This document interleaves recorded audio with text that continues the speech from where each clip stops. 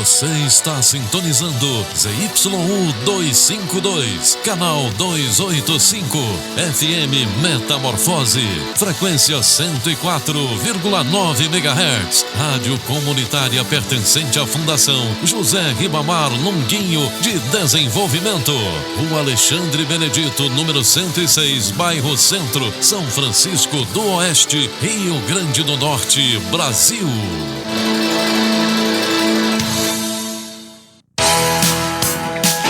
Rádio Metamorfose FM, a primeiríssima da cidade. Continue ligado, vem aí a próxima atração.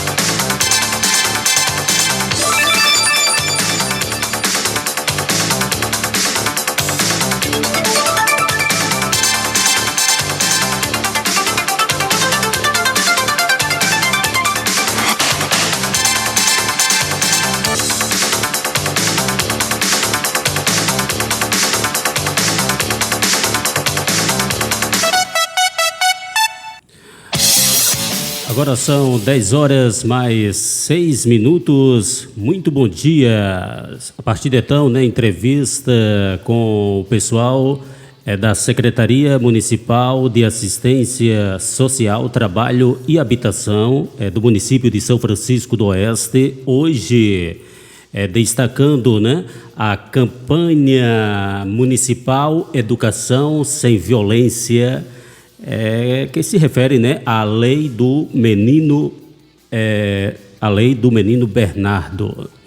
Portanto, nós estamos recebendo no estúdio da Rádio Comunitária Metamorfose os ilustres Bruno Moreira, psicólogo do Centro de Referência da Assistência Social deste município, como também a psicóloga da educação, do setor educacional do município de São Francisco do Oeste, a nossa querida amiga Ilane Rocha, Sejam todos bem-vindos à Rádio Comunitária de São Francisco do Oeste, Hoje, dia 8 de agosto do ano de 2023, uma terça-feira.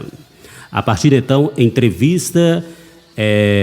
destaque para a campanha municipal Educação Sem Violência, Lei do Menino Bernardo, aqui na Rádio Metamorfose FM. É mais um programa do Governo Municipal de São Francisco do Oeste, Estado do Rio Grande do Norte. Juntos somos mais fortes. Prefeito Luzimar Porfírio.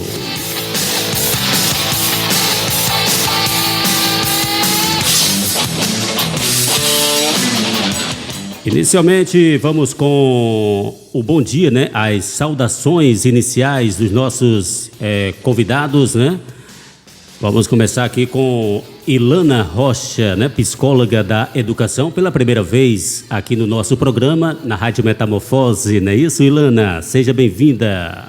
Bom dia a todos os ouvintes e a todos, é um prazer estar aqui, a primeira vez no programa e falando de um tema tão importante, Fique à vontade, Ilana Rocha, um prazer, a satisfação é toda nossa da equipe Metamorfose em recebê-la aqui na Rádio Metamorfose, Um bom dia, uma excelente terça-feira. Muito obrigada. Vamos passar a bola, para Bruno também levando o seu bom dia, a sua saudação inicial nesta manhã de terça-feira, 8 de agosto, de 2023, campanha Educação Sem Violência. Bom dia, João. Bom dia a todos que estão nos ouvindo aí pela Rádio Metamorfose, A quem vai nos assistir no canal do YouTube da rádio, TV Metamorfose, E a minha colega Ilane, como ela disse que um tema tão importante que hoje está sendo trago aqui pela Rede de Proteção do município, Justificando aqui a ausência do Conselho Tutelar, que não pôde vir por motivos maiores. E hoje a gente vai trazer aqui um pouco, tentar discernir um pouco, elucidar sobre a lei do menino Bernardo, né, que é uma lei relativamente nova, que algumas pessoas não sabem ou que ainda tem alguma dúvida, né? E ratificando novamente que isso aqui é uma ação da rede de proteção, né, do município, das secretarias de assistência social, educação, saúde, conselho tutelar e demais políticas públicas, né? Para iniciar, eu acho que eu vou passar aqui para a Ilane, que ela vai trazer um pouco, inicialmente, o que é a lei, né, do que ela fala, e a gente vai discernindo um pouco sobre ela depois. Só, por gentileza. Muito bem, Bruno. Você lembrou muito bem, né, a transmissão através da Rádio Metamorfose Oeste na TV, né? Canal Metamorfose Oeste na TV, como também estamos ao vivo, né, no nosso site aqui da Rádio Metamorfose FM. Fique à vontade, Ilana, já falando, né? Trazendo aí a introdução desta lei, desta campanha de suma importância, não só para o município de São Francisco do Oeste, né? Mas para outros municípios, né, do nosso país. Isso, proteção das nossas crianças, né, e adolescentes. Então é muito importante para todo o estado, para todas as regiões, né, na verdade.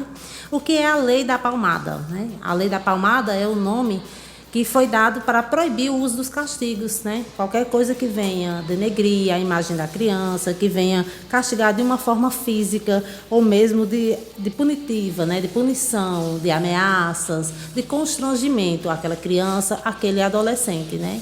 Só assim a gente vai conseguir garantir os direitos, né, de proteção das nossas crianças. O saber incluir, saber educar, ser aceito como criança, né? Como ser humano, de seres de direitos e também, lógico, de deveres, mas que estão em aprendizagem, né? Que estão em desenvolvimento. Ilana, vale salientar, né, que já temos o Dia Nacional pela Educação Sem Violência, né, que comemora-se no dia 26 de junho, não é isso? Isso. Aí agora a lei, ela veio só para sancionar, né? Para garantir mais e a gente ficar resguardado aí dos direitos das nossas crianças, né? Isso mesmo. E a lei Menino Bernardo é mais uma das ações do selo Unicef, né? O selo Unicef, qual o município está tentando aderir e conseguir o selo Unicef, né? Que o selo Unicef tem todas as ações pautadas, principalmente na criança e adolescente, né? E assim, a lei do Menino Bernardo, ela é interessante porque ela veio mudar algumas coisas no Estatuto da Criança e do Adolescente. A gente sabe que o ECA já tem o Estatuto da Criança e Adolescente, já tem, acho que 30 anos, né? Ou um pouco, acho que é um pouco mais, ou é algo na casa dos 30 anos já. E a lei do Menino Bernardo, ela vem alterar um pouco essa lei. E aí, as alterações que tivemos no ECA foi, conforme previsto no artigo 18b da lei número 13.010/2014, as punições aplicadas contra os pais ou responsáveis que desobedecerem às condições apresentadas nesta lei serão desde encaminhamento a programa oficial comunitário à proteção à família, encaminhamento a tratamento psicológico ou psiquiátrico, e acho que só tem esses dois mesmo. O que mudou na lei foi isso aí. E aí a gente entende que a lei do Menino Bernardo, ela traz que todo tratamento degradante e cruel, ele está vedado ao sistema de educar a criança, né? A criança ou adolescente. E o que é esse tratamento degradante ou cruel? É todo ato, toda ação que esteja relacionada que contenha humilhação, uma ridicularização ou ameaça grave à criança ou adolescente. Então vamos lá. Porque a lei Menino Bernardo, ela veio substituir a lei da palmada. Por quê? Antes, com a lei da palmada, entendia-se que seriam só castigos físicos, né, Ilana? Castigos que envolvessem ali alguma ameaça à integridade física da criança e do adolescente. Com a lei do Menino Bernardo, ela vem mostrar que não é somente na esfera física, né? No contato físico, mas se tudo aquilo que venha trazer algum agravo psicológico, moral para aquela criança. que é um pouco também como a gente entende as violências contra a mulher, por exemplo. Não é só uma violência física, tem a violência patrimonial, tem a violência sexual, outros tipos de violência. E para as crianças também. Por exemplo, vamos dar aqui um exemplo de uma coação aí, moral e humilhante. Uma criança que na escola, por exemplo, ela está de alguma forma não atendendo as professoras, não atendendo o que é requisitado na escola, e aquela mãe ou aquele pai ou o responsável chega e dá aquele famoso carão na frente das outras crianças e diz coisas pesadas com a criança, diz que aquele menino não presta ou algo desse tipo. Entende-se por aí que já seria alguma coisa que esteja humilhando a criança. De fato, esse pai ou responsável, ele não encostou um dedo na criança, mas ele proporcionou a ele uma cena humilhante para com os colegas e outros profissionais também da escola. Isso. É justamente sobre a forma do educar, né? Um educar mais inclusivo, mais respeitoso, né? Sem palmadas, sem agressões, né? Com muito diálogo, na verdade, porque é isso que a gente quer, né? Uma mudança para a nossa sociedade, né? Que as nossas crianças sejam mais empáticas e sejam mais aceitas como crianças, né? Com mais respeito. E assim, a Lei Menino Bernardo, ela foi dada, né? Aí a partir do menino, do caso de Bernardo Boldrini, morto aos 11 anos de idade e encontrado enterrado próximo a uma estrada na cidade de Frederico West Tapley, no Rio Grande do Sul. O pai e a madrasta de Bernardo são os principais suspeitos do crime. Então a gente vê também aqui o quanto o perigo está em casa, né? O quanto aquela epopeia, vamos dizer assim, aquele construto social que dizia que eu apanhei na infância e hoje eu sou o que eu sou porque eu fui educado com castigos físicos. Quem não já escutou isso? Comumente as pessoas falam, comumente as pessoas dizem isso, mas se necessariamente o castigo físico ou a famosa pisa ou tudo que esteja nesse certame não é nenhuma garantia de sucesso no futuro para aquela criança ou adolescente. Ao contrário, pode trazer e muito possivelmente traga consequências irreversíveis.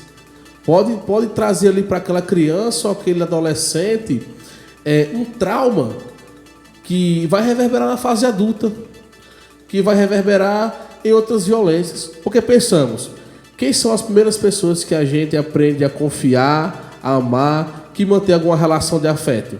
São os pais. Ou quem faça essa função, os responsáveis, né? Avô, avó, tio.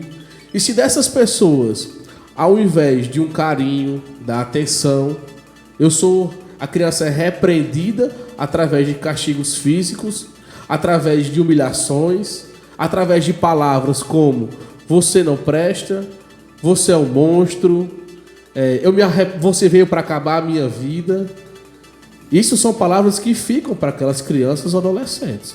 Claro que não estamos aqui dizendo que não se tenha a repressão, que não se tenha o castigo, desde que não envolva nada disso que foi dito aqui. Claro que tem que ter educação, tem que ter a repreensão, mas de maneira moderada, através do diálogo, através da conversa e através de tudo aquilo que não venha penalizar e traumatizar uma criança. Bruno, e eu costumo acrescentar que não gosto nem de utilizar o nome castigo. Reforço, né? Reforço positivo, reforço negativo, o diálogo. A criança aprende como? Aprende por repetição, aprende por exemplos. Então, que sejamos exemplos para eles, né?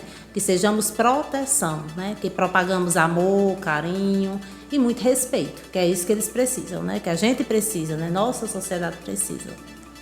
E aí é interessante também falar que quando alguém sabe ou tem conhecimento de que uma criança ou adolescente ele esteja perpassando, ele esteja sendo violentado, dentre tudo aquilo que a gente trouxe aqui e não denuncia, além de você estar sendo conivente com esse crime, você pode ser responsabilizado também. É um alerta que a gente sempre costuma fazer, né, Ilana? Isso. Sempre nessas campanhas que a gente faz, mesmo que não seja com um familiar seu, mesmo que não seja com alguém que você conhece, seja um vizinho, seja alguém que você ouviu falar, o que você soube, denuncie. Denuncie porque todos os órgãos competentes da cidade, como o CRAS, Beatriz, que faz hoje, está na função aí, representando a PSE, que é a Proteção Social Especial, que é quando um direito foi violado, o Conselho Tutelar, serão tomadas medidas cabíveis, não investigativas, porque não é o nosso papel, mas serão tomadas medidas como encaminhamento ao Ministério Público, encaminhamento à polícia, se for assim necessário, e só de você estar denunciando, você está evitando que algo pior aconteça com aquela criança. Mas principalmente, a nossa conversa aqui hoje, eu acredito que seja no intuito de prevenir. Isso. E assim, Bruno, no intuito de prevenir também, conscientizar, né, a questão. Precisou, denuncie no Disque 100, que é anônimo, se você não quer ir no Conselho Tutelar, se você não quer chamar a polícia, mas não seja compatível, né, não fique calado, não seja omisso à situação, né, de você ver e não fazer nada por aquela criança. Tenha empatia que você já foi criança, né, aquela história que a gente precisa desconstruir, que eu apanhei e hoje eu estou aqui, ela precisa ser revista, né? Ela precisa ser trabalhada de outra forma, que a gente tem nossas dores, então não vamos propagar isso, né? Vamos mudar, vamos ajudar o próximo, até como seres humanos que a gente é sensíveis e educados e com outras oportunidades. E essas nuances de tudo isso que eu apanhei, eu levei muito a peito, que hoje sou um cidadão de bem, ela já não cabe mais porque já é uma visão ultrapassada, já é uma visão que está comprovada cientificamente, socialmente, que não cabe mais, e principalmente é uma ação vedada por lei, porque agora é crime. Isso. Né? Agora é crime você fazer algo nesse sentido. E principalmente, a gente deve pensar que o que é uma criança? Se não com uma folha em branco. Uma criança é uma folha em branco. E uma criança, na primeira infância ali, ela está munida pelo desejo de querer fazer tudo. Então, ela acha, como Freud dizia, é a vossa majestade, seu bebê. Ela se acha como uma majestade mesmo, que tem todos os direitos, que tem todos os poderes, que pode tudo. E cabe ao adulto introduzir àquela criança o que é certo, o que é errado, o que pode, o que não pode, as regras. Por quê? Você não pode, um adulto não pode exigir de uma criança que ela tenha um discernimento de saber o que já é certo e errado na primeira infância. 1, 2 anos de idade, 3 anos já tem um entendimento. Você não pode exigir daquela criança que ela já saiba que ela chegar ali e quebrar alguma coisa em casa, quando está engateando, quando ela tem 1 ano, 2 anos, é errado. Porque muitas vezes ela não fez porque não quis. Você não pode querer que uma criança saiba que comer chocolate todos os dias é errado. Ela vai saber que é errado a partir de uma educação. De quando os pais responsáveis, eles passam para aquela criança que é errado. Ou que não é benéfico você comer chocolate todos os dias. Isso, famoso exemplo, né? Famoso discurso, né? Diálogo. E principalmente também, eu faço um apelo aqui aos pais, aos familiares, que não deixem para a escola somente o dever de educar. É responsabilidade nossa, é responsabilidade do CRAS, é responsabilidade da escola, é responsabilidade da saúde, é responsabilidade das famílias. Por quê? O que comumente se entende é que muitas famílias colocam os filhos na escola e atribuem a professora, a psicóloga da escola, que hoje nós temos psicólogas em toda a rede municipal, a diretora, a professora, a todos que fazem o sistema de educação, de educar os seus filhos através do viés moral, de dizer o que é certo, o que é errado, o que pode, o que não pode. Mas a escola, em suma, ela está ali para quê? Para educar o seu filho no sentido de alfabetização. Não somente disso. Então, muitas das famílias, elas deixam esse papel à escola, sendo que, na verdade, é um papel principal e primordial da família. Na verdade, a escola está para desenvolver as habilidades, né? Educacional. E não educar só em todo o sentido, né? Educar mesmo é para vir da família, é para vir de toda a equipe, né? De todas as vertentes. E hoje, eu estava vendo aqui, que a gente trouxe aqui uma colinha, e diz que em vigor desde junho de 2014, a Lei da Palmada foi alvo de muitos argumentos positivos e negativos, principalmente dos indivíduos que defendem o modo de educação tradicional, que é aquela educação através do castigo físico, através da humilhação, através do machismo, do patriarcado, que o homem é que manda, né?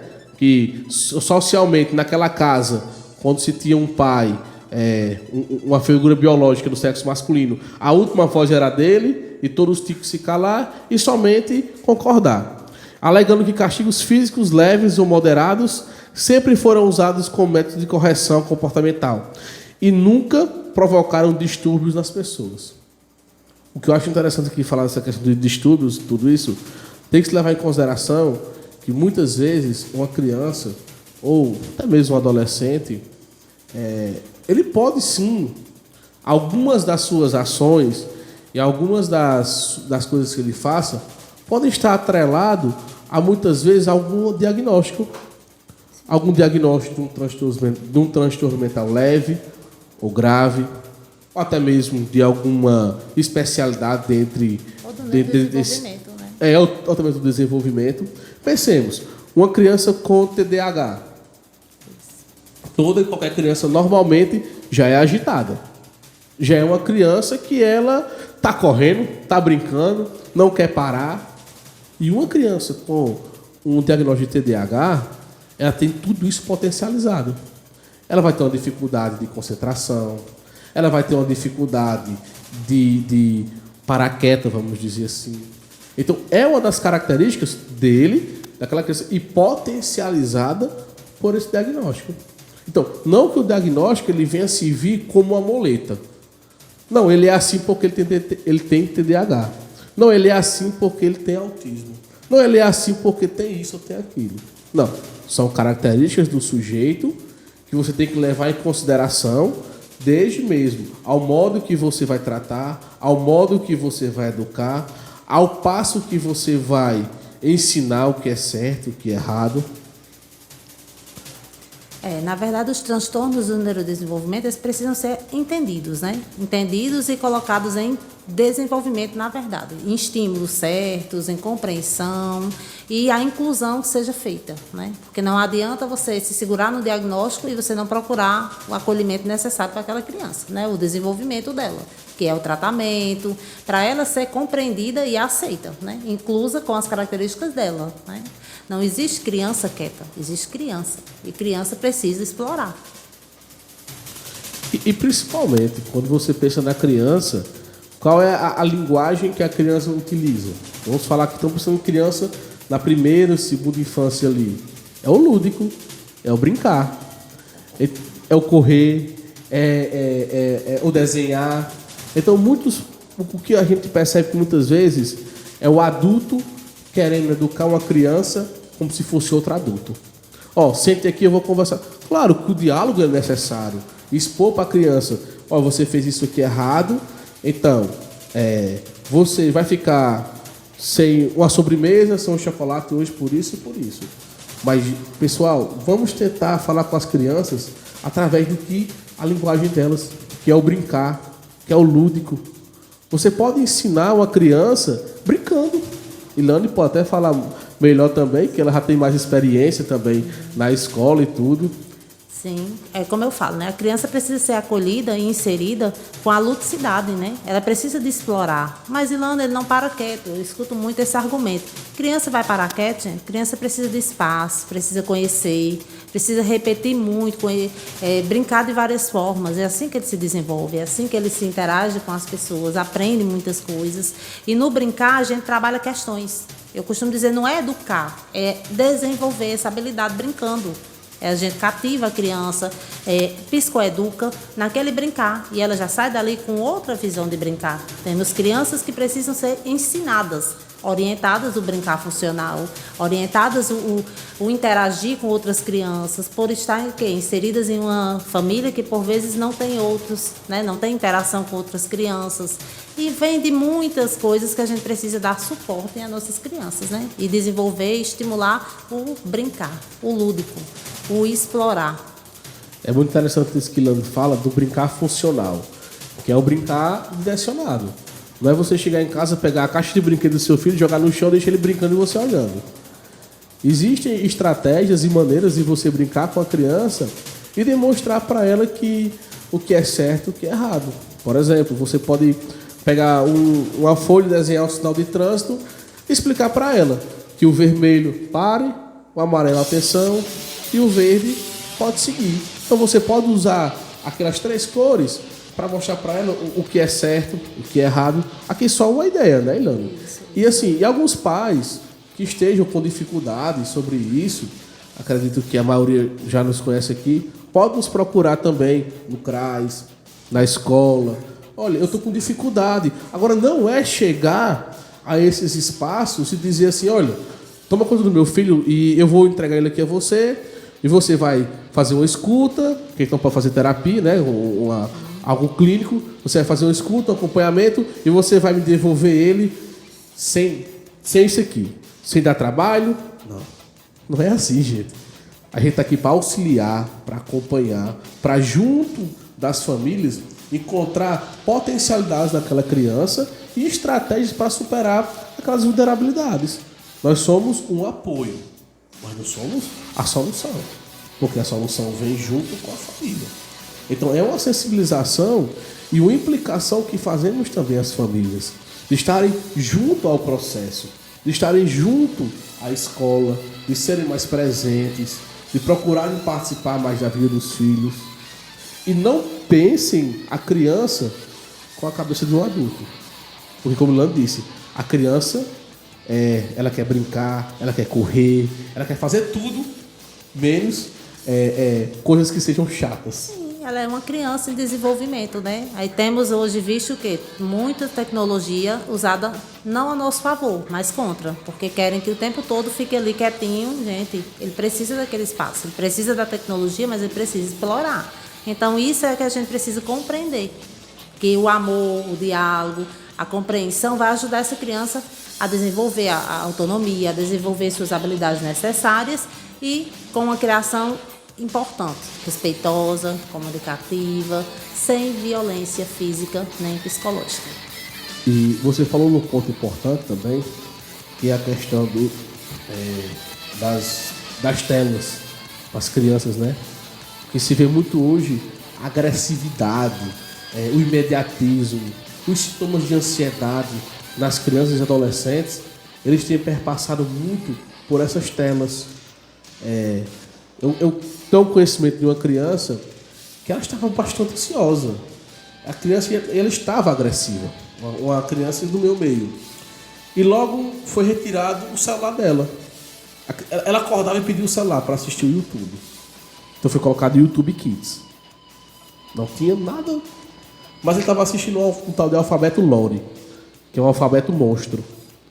E de repente, aquela criança estava falando em bater nas pessoas, não queria atender, uma criança de 4 anos. Não queria atender, não queria aceitar as regras. Quando foi retirado o celular dela, por um período, ela não falou mais em bater nas pessoas. Ela aceitava minimamente as regras, porque é natural também que a criança não queira aceitar, queira fazer a birra, queira dizer, não, eu vou conseguir por algum outro meio, né, Ilana? A gente precisa entender que tudo em equilíbrio, né? As telas não sou contra, pelo contrário, aceito demais, acho super importante e é uma conquista nossa, né? A tecnologia, só que é equilíbrio. Porque nossas crianças precisam de limites, eles não têm consciência do limite, de até quando pode, até qual horário. Então, se a gente não estiver lá intervindo, orientando, vendo o que ele está assistindo, porque, como eu falei, eu repito muito, criança aprende por repetição. Por exemplo, se eu estou lá na televisão o tempo todo, no celular, vendo violência, eu vou reproduzir o quê? Vou reproduzir violência. Então, que sejamos o quê? Atenciosos. O que ele está assistindo, o que está agregando, se está somando um valor legal para essa criança ou se não. E equilíbrio. Equilíbrio é tudo, né? E principalmente que as telas de forma excessivas, né? Sim. Se for de forma excessiva, outra coisa. E que os pais tenham o controle do que os seus filhos estão vendo. Muitas vezes entrega um celular para uma criança de 4, 5, 6, 7 anos de idade para olhar o TikTok, muitas vezes para olhar o Instagram. Então está sendo ali exposto aquela criança a situações de sexualidade, muitas vezes ali de violência, né? Dá questões de pessoas, adultos fazendo coisas de adulto que criança não deve ver, porque criança não tem um discernimento e não consegue significar aquilo que ela está vendo. Que não tem maturidade, né? Maturidade cronológica, de cognição para assistir nem acessar certas coisas, né? É como eu falo, quando a gente inclui a criança na rotina da casa, inclui a criança nas habilidades da escola, da sociedade, né? Do CRAS, em tudo que a gente consegue, a gente começa a envolver e desenvolver ele na rotina mais saudável, né? No equilíbrio. E muito que a gente escuta, acho que você escuta isso também lá na escola, né, no IEI, mas você vai lá e pega esse menino, fique um pedaço com ele para você ver que ele não para. Gente, a gente sabe o quão desafiador, o quão difícil é você criar outro ser humano. Você educar um outro ser humano, e principalmente uma criança. A gente compreende tudo isso. O que a gente está querendo dizer é que existem outras maneiras de você educar aquela criança, de você ensiná-la o que é certo, o que é errado, sem bater, sem humilhar e sem dar o celular quando precisar, quando querer. E lembrando que é lei, né? Agora é lei, então vamos seguir a lei. Precisamos ser atentos, né? Fazer valer os direitos das crianças, né? Proteger, na verdade. E eu acredito que muitos dos pais e responsáveis, o que já escutei muito esse relato, do que principalmente incomoda é quando a birra, o choro. Aí existem dois caminhos hoje, parece que é ou você vai bater, ou você vai coagir de alguma maneira nesse sentido, ou você entrega o celular. Parece que só existem esses dois caminhos. Existe outro caminho também, que é você deixar, tá chorando? Pronto, uma hora vai parar. Eu costumo dizer que é deixar se expressar, né? A criança precisa se expressar. A forma dele falar é chorar, então ele precisa. Agora, lógico, acolher aquele choro, entender o porquê do choro, fazer a diferença naquele choro daquela criança, no chorar ter significado, né? Sim. E outra, não é a questão do extremo. Ou a criança faz birra, eu vou lá e dou o celular. A criança faz birra, eu vou lá e coloco de castigo. E cadê o meio termo, né? Cadê o equilíbrio com essa criança? Cadê a forma que eu vou ter de negociar? Porque eu conheço adultos que fazem birra. Sim. Né? Nós conhecemos. Então, por que uma criança que não tem maturidade cronológica, cognição suficiente, vai agir de uma forma consciente sem fazer birra? Ele vai fazer birra. E principalmente, né, a questão de você entender que essa criança, ele vai fazer a birra porque ele quer conseguir algo. E é como você disse, perfeito o que você disse, de acolher essa criança após o seu choro. Sim. Claro que também a criança, quando ela está chorando, você vai tentar... A gente entende, super entende, que é algo que dá um nervoso ali, você vai saindo do sério, mas nada justifica você agredir. É como eu estou falando, a raiva é de quem? Né? O adulto é quem precisa ser consciente, o adulto é quem precisa ter calma e tentar encontrar a melhor forma de resolver a birra, de resolver as questões, de dialogar com aquela criança. Porque quem está na situação de educar é o adulto. Né? A criança não é um mini adulto, é uma criança. E principalmente, a criança ela vai entender que quem dá as ordens, que quem vai discernir o que pode e o que não pode é o adulto. Então, é um processo realmente que é dependioso, é um processo cansativo, é um processo que ele leva um tempo também, é um processo que exige muito dos pais ou de quem esteja ali, né, educando aquela criança, porque hoje, se você for pensar aqui no viés escolar, as crianças passam quase a maior parte do tempo na escola, até que mesmo com os pais, né? E não é só com os pais, são nós profissionais que estamos lidando com as crianças diariamente. Então, nós temos esse discernimento de pensar, como é que eu vou agir? O que é que eu posso fazer? Né? Como é que eu vou fazer?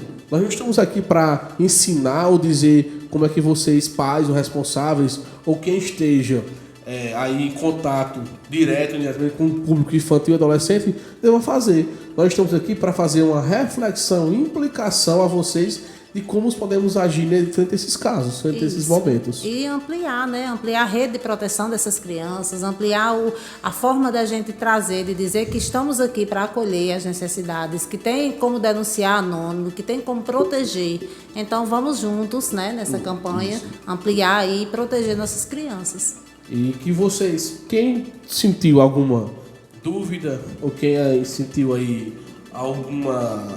tem algum complemento para fazer, pode nos procurar depois também. Quem tiver dúvidas de como fazer, ou como fazer, como eu disse, nós estamos aqui para trabalhar junto com vocês, junto com a sociedade, junto com a população, para que possamos ser esse elo de superação frente a esses momentos e frente a tudo isso que acontece. Mas principalmente, nós estamos aqui para prevenir e para garantir direitos.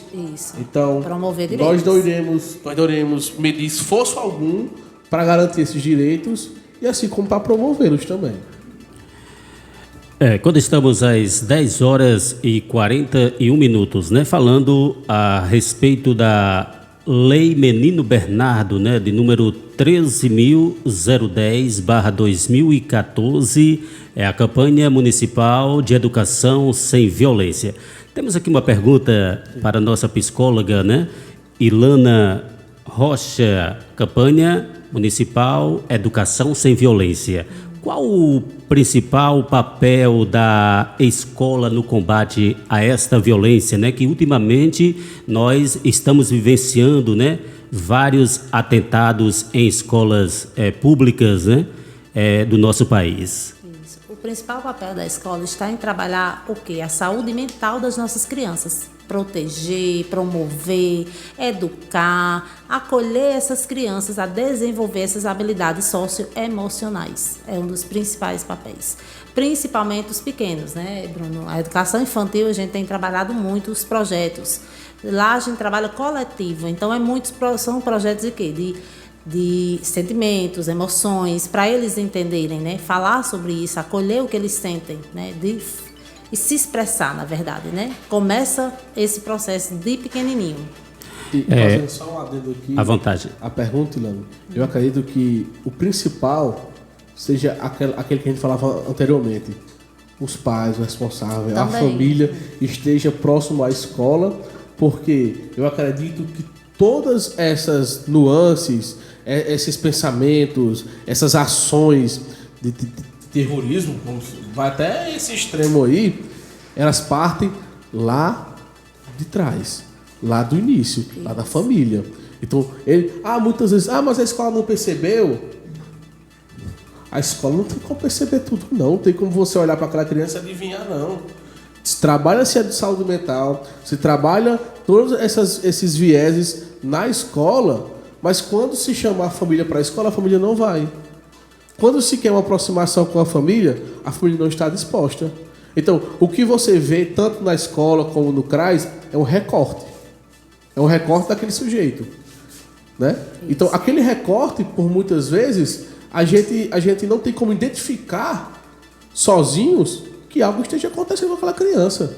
Então, a família, o apelo que a gente faz, a família esteja mais próxima das políticas públicas e principalmente da educação. Escola. Isso. Ilana, mais uma pergunta. Qual a relação entre educação e violência? Você como psicóloga do setor educacional. Qual a relação, né? Eu não vejo relação. Por quê? Porque na educação a gente está construindo pessoas, né? Saberes, né? Desenvolvendo habilidades, trabalhando a emoção, trabalhando muitos conteúdos. Então, assim, a gente não constrói, não aborda isso de forma alguma na escola, né? Então, não vejo. Pode até acontecer uma relação, só que é ao contrário, ela é inversa, é isso? Isso. Estamos aqui, né, com Ilana Rocha, ela que é psicóloga da Educação do município de São Francisco do Oeste, né, e o psicólogo Bruno Moreira, falando, né, a respeito desta importante campanha que é a Educação Sem Violência, lei do menino Bernardo, né, que foi inclusa no Estatuto da Criança e do Adolescente, o ECA, há alguns anos já atrás.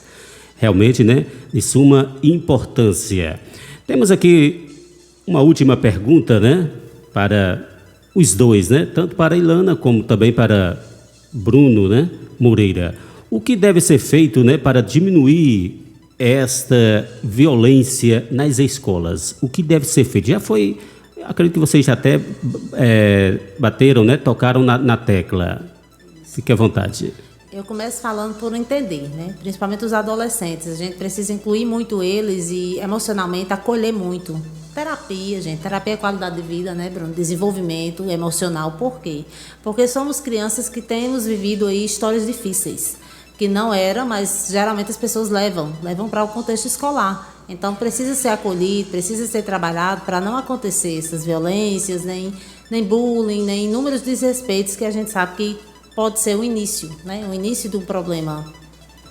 O bullying é uma forma de violência, não é isso? Isso. Além do bullying, quais outras formas de violência? Emocional, física e muitas outras que a gente tenta trabalhar e evitar que aconteça e que se propaguem no contexto escolar. Mas só que crianças não estão só no contexto escolar. Eles têm a vida aqui fora. Então lá, às vezes, nem se reproduz dentro do contexto. Né, já leva alguma questão daqui da rua e é uma questão que precisa ser entendida e acolhida, né? E eu acredito que principalmente entender as origens dessas violências, né? É partir do único para o todo e não partir do todo para o único. Por que eu digo isso? Entender que cada violência ela se manifesta no sujeito de maneira diferente. Pode ser o mesmo ato, mas ela tem uma representação para cada um de alguma maneira. De onde ela surgiu? De onde ela vem? Será que aquela criança que é violenta na escola é porque ela esteja passando por um bullying? Possivelmente. Ou será que ela está vendo aquilo em casa? Ou será que ela está só reproduzindo algo que ela já viu em outro local? E como o Ilana disse, uma criança ela reproduz muito do que ela vê, do que ela escuta. Então, pode haver um ambiente violento, agressivo em uma casa e não haver vias de fato, e não haver agressões físicas. Mas pode haver xingamentos, pode haver humilhações, e aquela criança está escutando aquilo. E ela vai reproduzir aquilo como sendo algo que fosse normal. Então, principalmente, temos que pensar cada um de maneira única, cada um dentro da sua história. E não pegar o todo. Claro que se trabalha tudo isso pensando em todos, e o trabalho nas escolas, tanto no IEI, como na Escola Municipal de 7 de Setembro, como nas escolas do campo, feito por Ilane, Tia Vera e Larissa, é excepcional. Porque é feito, por exemplo, uma campanha sobre o bullying. Então é feito um tema geral e depois vai se identificando de maneira subjetiva e de maneira individual. E aí vai sendo trabalhado. E quando é identificado algo nesse sentido, os encaminhamentos eles começam a acontecer na rede de proteção.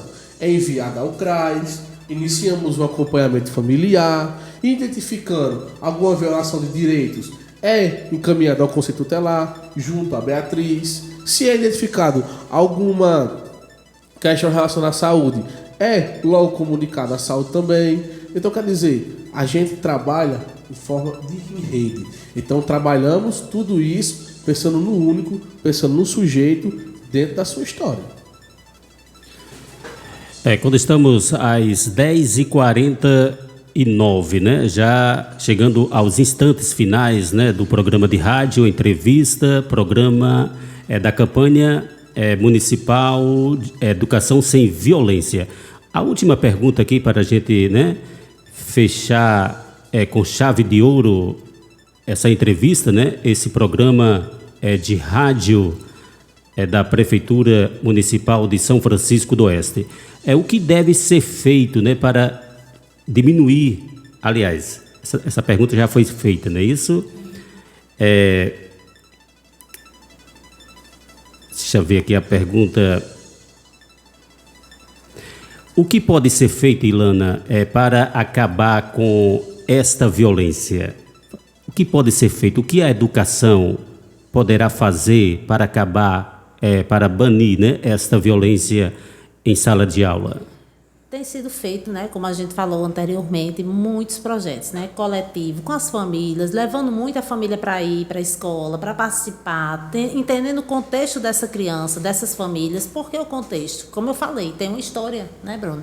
Não é só lá na escola. Então, está sendo feito campanhas, está sendo feito acolhimentos individuais quando necessário, encaminhamentos. É nessa forma que a gente tem trabalhado para acabar, né? Diminuir com a agressividade, com a violência e tentando trazer o quê? Educação respeitosa. Mas aí é onde entra. Vamos ver o que está acontecendo na família, nos contextos familiares. Se essa criança, se esse adolescente está em situação de vulnerabilidade, se está realmente tendo seus direitos garantidos, né? Então, nossa parte escolar, de rede, está sendo feito. Eu acredito que o passo que a gente está dando para chegar ao menos numa diminuição desses atos, desses casos de violência, seja por aí mesmo.